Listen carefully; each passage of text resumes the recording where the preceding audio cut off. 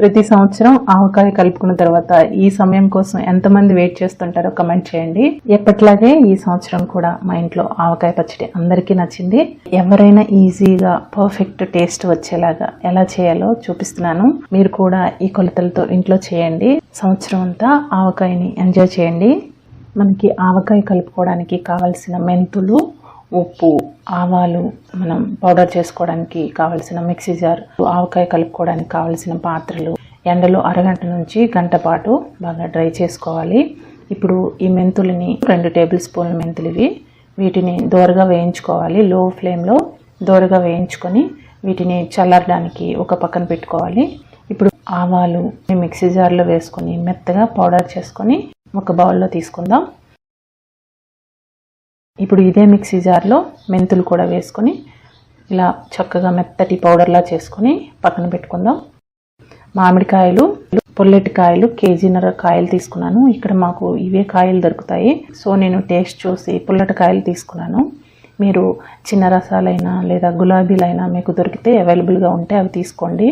మామిడికాయలు తెచ్చుకున్న వెంటనే ఇలా పైన మొదలు కట్ చేసుకొని అరగంట నుంచి గంట పాటు ఉప్పు నీళ్ళలో నానబెట్టుకున్న తర్వాత చక్కగా పొడి క్లాత్తో తుడుచుకోవాలి. తడి అస్సలు ఉండకూడదు. ఇప్పుడు వీటిని ఇలా మీడియం సైజ్ ముక్కలుగా కట్ చేసుకోవాలి.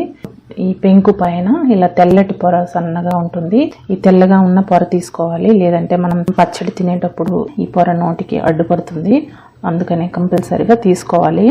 ముక్కలు కట్ చేసుకున్న తర్వాత ఈ ముక్కల్ని, ఈ వెల్లుల్లి రెబ్బల్ని ఫ్యాన్ కింద అరగంట నుంచి గంట పాటు ఫ్యాన్ గాలికి ఆరనివ్వాలి.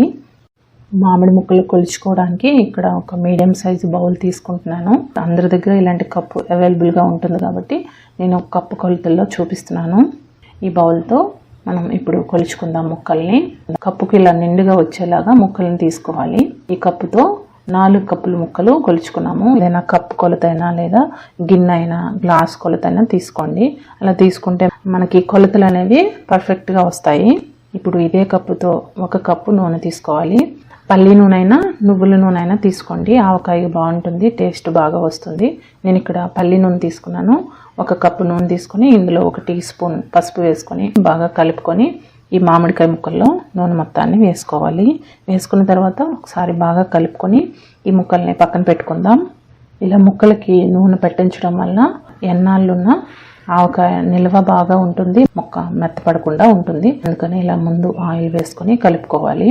ఇప్పుడు ఈ ముక్కల్ని పక్కన పెట్టుకుందాం. ఏ బౌల్తోనైతే మామిడి ముక్కలు తీసుకున్నామో ఇదే బౌల్తో 1 కప్పు కారం వేసుకోవాలి. కల్లుప్పిది ఎండలో పెట్టిన తర్వాత మెత్తగా పౌడర్ చేసి తీసుకోవాలి. ఈ కప్పుతో 1/2 కప్పు ఉప్పు వేసుకోవాలి. సరిపోకపోతే మళ్ళీ వేసుకోవచ్చు, అందుకని 1/2 కప్పు వేసుకోండి. ఆవపిండి 1/2 కప్పు వేస్తున్నాను. 1/2 కప్పు వేసుకుంటే సరిపోతుంది. మెంతిపిండి మనం 2 టేబుల్ స్పూన్లు తీసుకున్నాం కదా మెంతులు, ఇలా పౌడర్ చేసుకొని ఈ మొత్తం పౌడర్ని వేసుకోవాలి. 1 టీ స్పూన్ పసుపు వేసుకోవాలి. వెల్లుల్లి రెబ్బలు ఇలా పొట్టు తీసి 1/2 కప్పు వెల్లుల్లి రెబ్బలు వేస్తున్నాను. క్వాంటిటీ తక్కువైనా వేసుకోవచ్చు, ఎక్కువైనా వేసుకోవచ్చు, అది మీ ఇష్టం. నేను ఇక్కడ 1/2 కప్పు వేస్తున్నాను. ఇందులో నుంచి నేను వెల్లుల్లి ఇందులో కొద్దిగా వేసుకొని కొద్దిగా ఉంచాను. 1 పావు వాట ఉంచానమాట. ఇవి క్రష్ చేసి వేయడానికి. చూడండి, ఇలా దంచుకొని ఇలా క్రష్ చేసి వేసుకుంటే మంచి ఫ్లేవర్ వస్తుంది, ఇన్స్టెంట్గా వస్తుంది ఫ్లేవరు. ఇలా క్రష్ చేసి వేస్తున్నాను. ఇప్పుడు ఈ మొత్తాన్ని బాగా కలుపుకోవాలి. అన్ని పౌడర్స్ని బాగా కలిసేలాగా కలుపుకోవాలి. ఒక ప్లేట్లో వేసుకొని ఇలా ముందు కలుపుకుంటే మనకి మొత్తం ఈవెన్గా ముక్కలకి పడతాయి అన్నమాట. ఉప్పు, కారాలు, ఆవపిండి అంతా ఈవెన్గా పడుతుంది. అందుకనే ఇలా ముందు ఒక పళ్ళెంలో ఇలా అన్నీ కలుపుకొని వేసుకుంటే, ముక్కల పైన వేసుకుంటే బాగుంటుంది.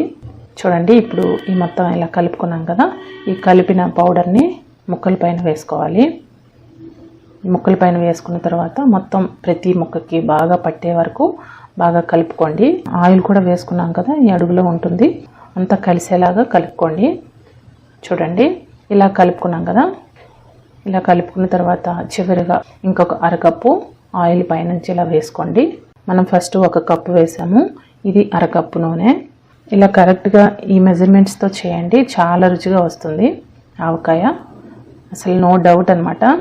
ఈ మెజర్మెంట్స్ ఫాలో చేసేయండి. ఇలా వేసుకున్న తర్వాత మొత్తం బాగా కలుపుకోవాలి. కలుపుకున్న తర్వాత ఇలా ఒక గ్లాస్ జార్లో అయినా లేదా పచ్చడి జాడీలు ఉంటాయి కదా, ఆ జాడీల్లో అయినా లేదా ప్లాస్టిక్ కంటైనర్లో అయినా వేసుకొని ఇలా వేసుకున్న తర్వాత ఇలా మూత పెట్టి 2 రోజుల వరకు ఊరనివ్వాలి. 3వ రోజు ఇలా పైకి నూనె తేలుతుంది. ఒక బౌల్ తీసుకొని ఈ బౌల్లోకి పచ్చడి మొత్తాన్ని వేసుకొని మళ్ళీ కలుపుకోవాలి. పచ్చడిని మరొకసారి బాగా కలుపుకోవాలి. పచ్చడికి వాడే ఏ వస్తువైనా డ్రైగా ఉన్నట్టు తడి తగలకుండా ఉండాలి. అప్పుడు మనకి పచ్చడి ఎన్నాళ్ళైనా పోకుండా ఉంటుంది. 3వ రోజుకి ఇలా ముక్క బాగా ఊరుతుంది. ఉప్పు, కారం, నూనె ఏమైనా తక్కువ అనిపిస్తే ఈ టైంలో కలుపుకోవచ్చు. ఇప్పుడు నేను చెప్పిన మెజర్మెంట్స్తో మీరు కలిపారంటే మొత్తం అంతా పర్ఫెక్ట్గా సరిపోతుంది. చాలా పర్ఫెక్ట్గా వస్తుంది. మంచి గ్రేవీతో ఇలా వస్తుంది పచ్చడి. ఒక కంటైనర్లో వేసుకొని సంవత్సరం అంతా ఎంజాయ్ చేయడమే. లాస్ట్ పార్ట్ ఆవకాయ ఎలా తినాలన్నది తెలుగు వాళ్ళకి చెప్పనవసరం లేదు.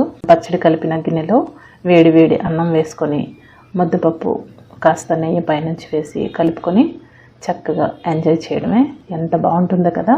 మళ్ళీ సంవత్సరం వరకు ఎలా గుర్తుండిపోతుంది. మీరు కూడా ఆవకాయ పచ్చడిని కలిపి సంవత్సరం అంతా ఎంజాయ్ చేయండి. వీడియో నచ్చితే లైక్ చేయండి, షేర్ చేయండి, సబ్స్క్రైబ్ చేయడం మర్చిపోవద్దు. Thank you so much for watching. Bye.